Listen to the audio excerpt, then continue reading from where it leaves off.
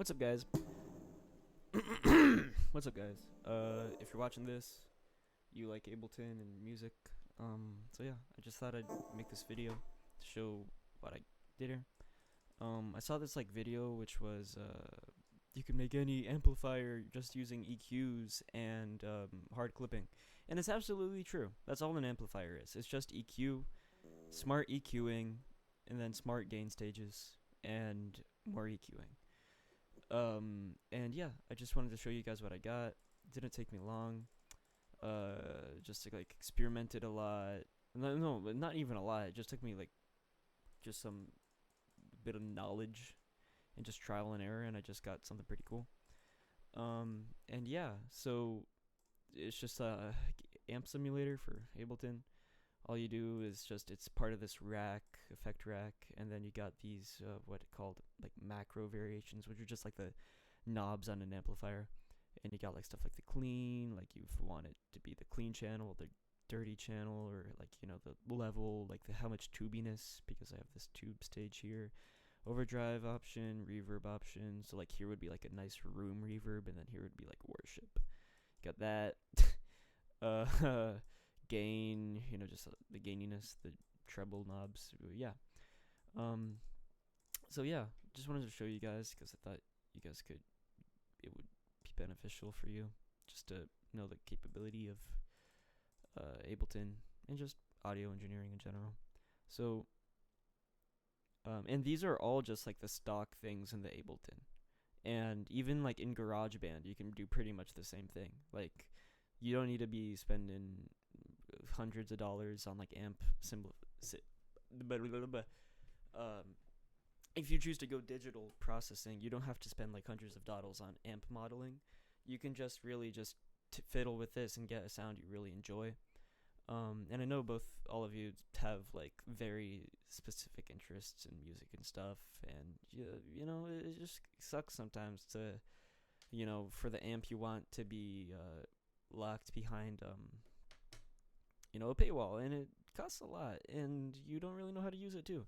So this way you kind of really understand how it works, and you really have all the customization you want, and it's just your own sound. So yeah, so you just start with this kind of OD pedal, basically emulator. That's all that is, and then the preamp EQ. So when you're going into an amp, there's the preamp, and that just kind of tones your sound. So you roll off all the basses and the highs, and you really want to just isolate these frequencies, and the rest come back out later. This is the gain stage. What happens in preamps is you'll have a signal, a sine signal, and then it'll get boosted 20 decibels here. So that's woo. And then this is hard clipping. So what it does is it clips the top and the bottom. And then so all you have is just kind of a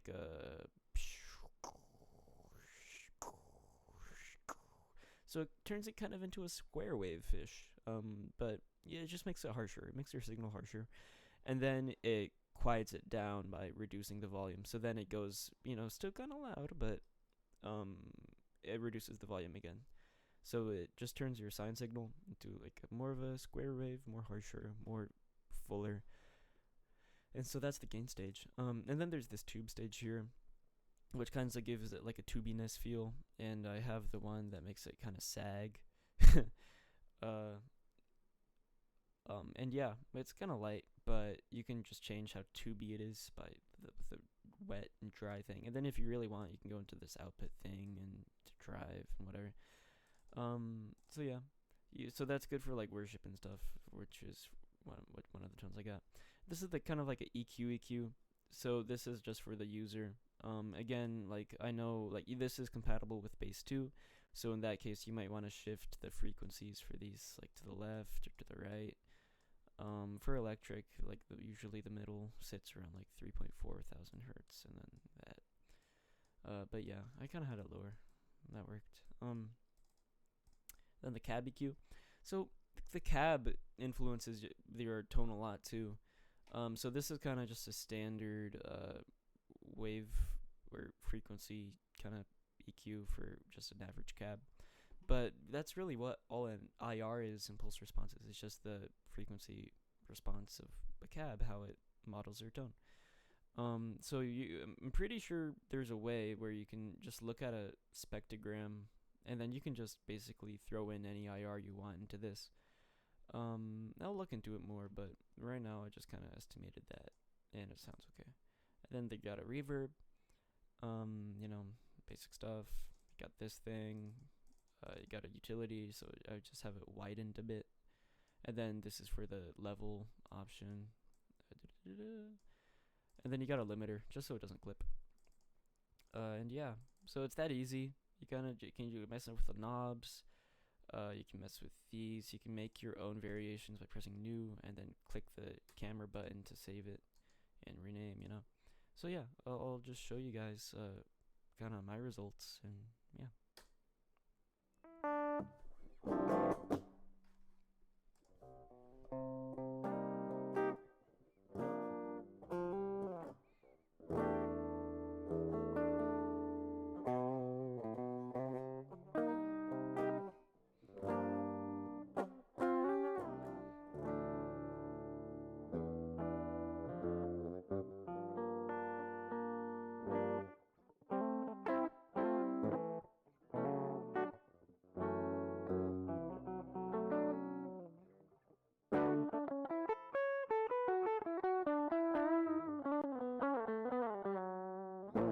Keep forgetting I'm in drop.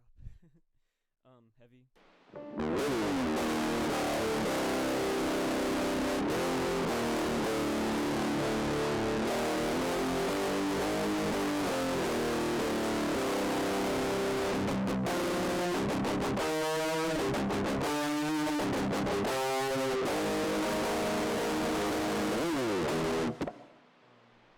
Yeah.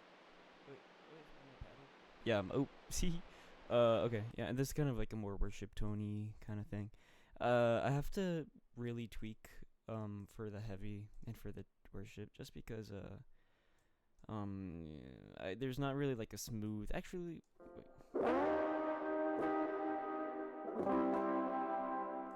The reverb isn't much, again, I have to touch it up and whatever, but.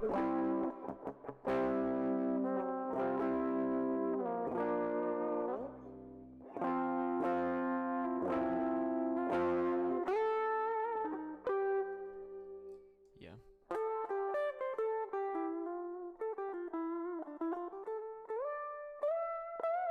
I don't really know. This.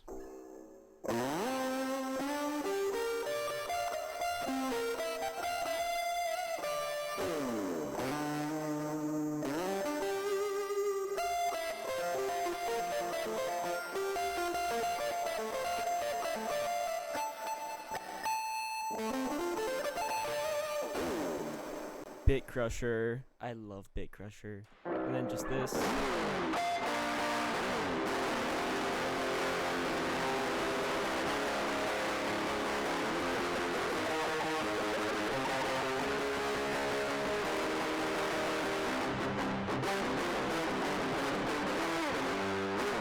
I don't know. Yeah, I was just goofing around a lot, just figuring stuff out. Oh, wait. Oopsies. Yeah, and I'll plug in my bass real quick.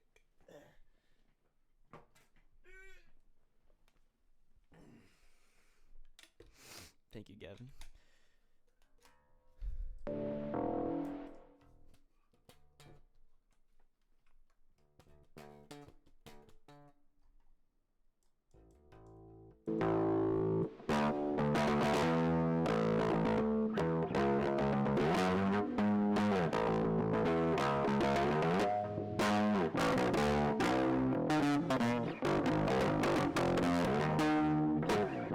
Yep. So yeah, I'm sure it can be tweaked further for bass specifically too.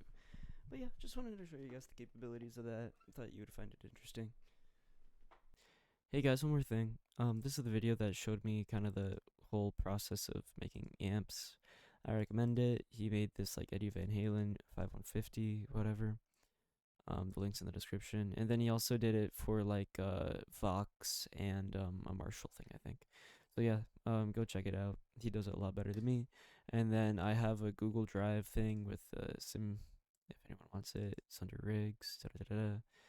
If the link doesn't work, let me know. And yeah, thank you.